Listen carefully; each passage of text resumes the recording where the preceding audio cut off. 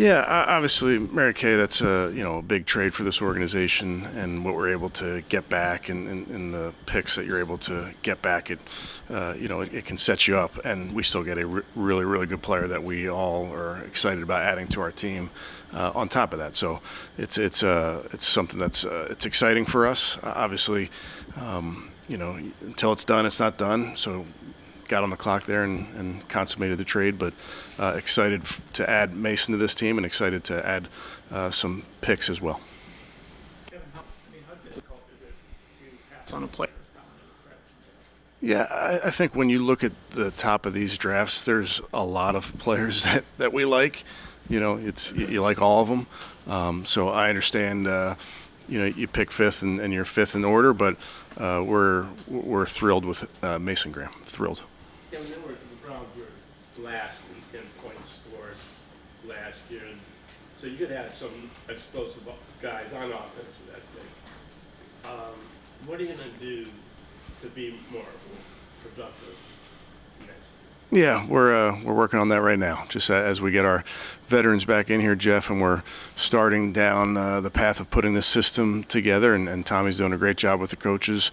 We'll add some players throughout this draft potentially. So we're excited about the group that we'll be able to put together. So just to follow up on that, so do you think with the players that you have, not that you have two different quarterbacks, but is that in itself going to make you guys better? What is that? One more time, Jeff.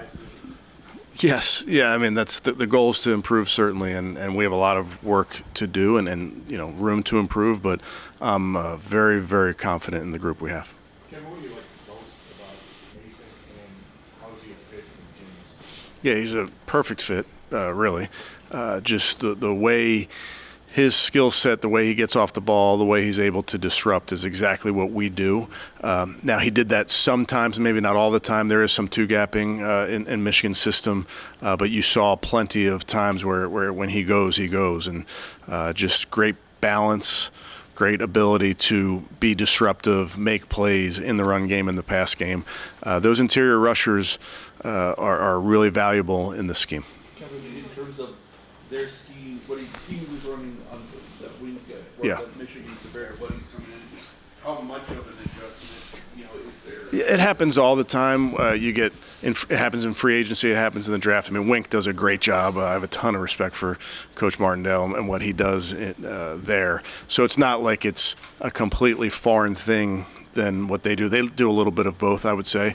But there's been countless examples of guys in free agency that are 5-year veterans that come into an attack scheme from a two-gapping scheme. So you work at it like anything else, and it'd be the same really if you went vice versa.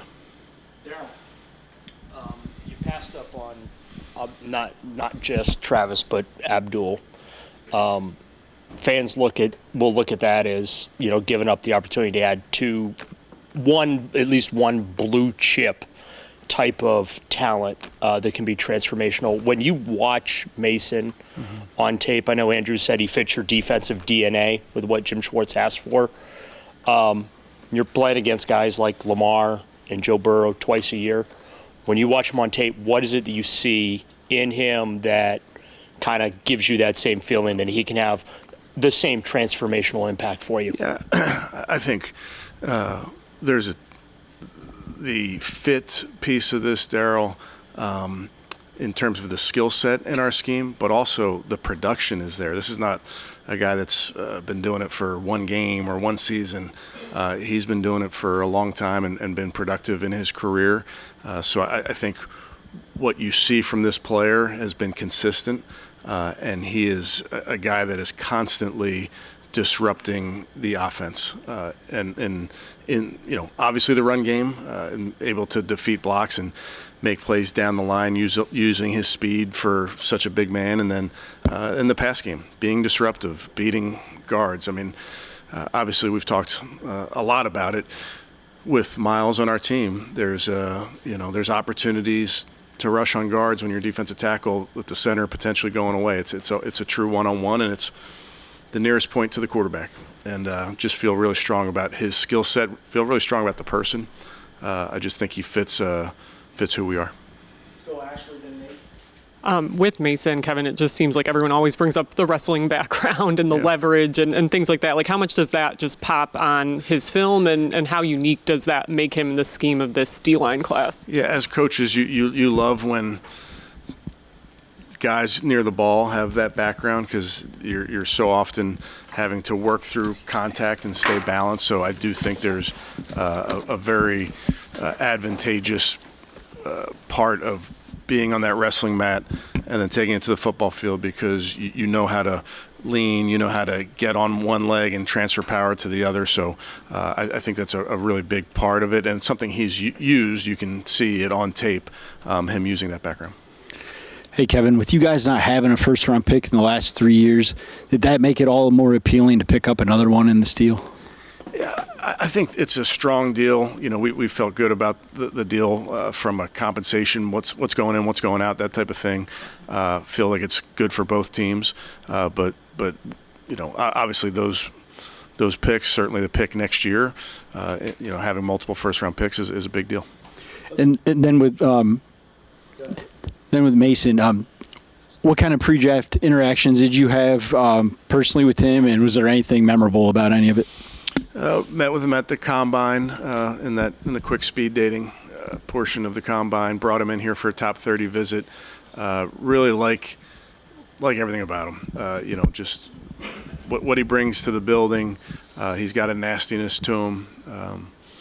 He can, to play defensive line, particularly in our front, you got to have a little bit of an edge, and he's got a big edge. And I like what he brings to this football team. I think, you know, we've talked a lot about the scheme fit, but I also think just his competitive nature, his toughness, I think that's a big part of this as well.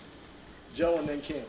Kevin, you talked about players coming from a two-gap to an attack scheme. Mm-hmm. Is it better for a young player, getting them younger to come into that, maybe compared to a 5-6 year? Probably. I think Coach Schwartz could definitely speak to this. He's had a lot of guys in his past that, just like you said, were in the league for 5 years, and then he got to them and worked hard in that scheme. And it's no secret how you just have to get on the grass and work at it. So there's plenty of glimpses on tape with Mason, though, that show you very clearly that has the ability to play attack scheme. You've been mentioning the importance of the player too. You talked about Mason's competitiveness, but what else about him as the person made him such a fit, because that was so important to you guys in the selection?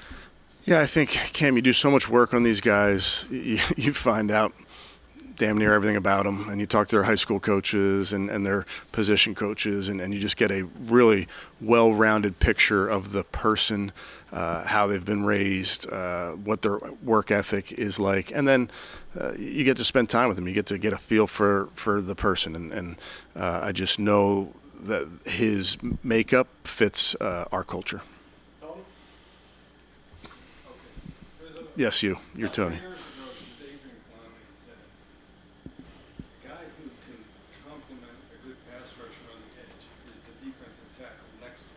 More so than the other edge guys. Do you and Schwartz agree with that? I don't remember JD saying that. I do. I mean, listen, you could talk yourself into as many good players and put them all over the formation as you can. I can definitely speak to an offensive coach's perspective. It is difficult when you have an outside guy and an inside guy. There are times that you're going to want them on the same side. There are plenty of times you're going to want them opposite each other for obvious reasons. You know, Miles, we've talked about this ad nauseum. He gets a lot of attention, and it comes in the form of chips. It comes in the form of slides. That opens up one-on-ones for other players, whether it's an outside player or an inside player. Now, as we've all seen, plenty of teams put two tight ends on both sides and can chip both sides. So there's certainly ways to try to slow down interior players. I think you see more often with the chip help that people give and certainly devote to Miles and outside players. The interior players can get that quicker win, puts them in the lap of the quarterback.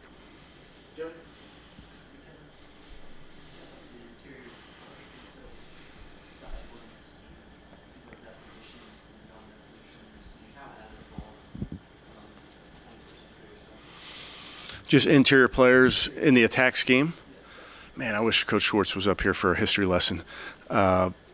He's had some great ones. We were just up there talking about his Bills defensive line, with, I guess it was Mario Williams, Hughes, Marcel Darius, Kyle Williams inside. I mean, those were 4 guys that could win by themselves, but they really had an outside and inside presence.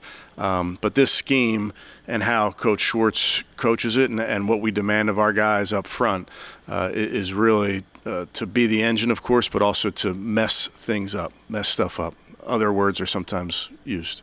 And that's what this defensive line is charged to do. And I think that's why when you watch Mason's tape, you see so many examples of that where it's very easy to translate that player into our scheme.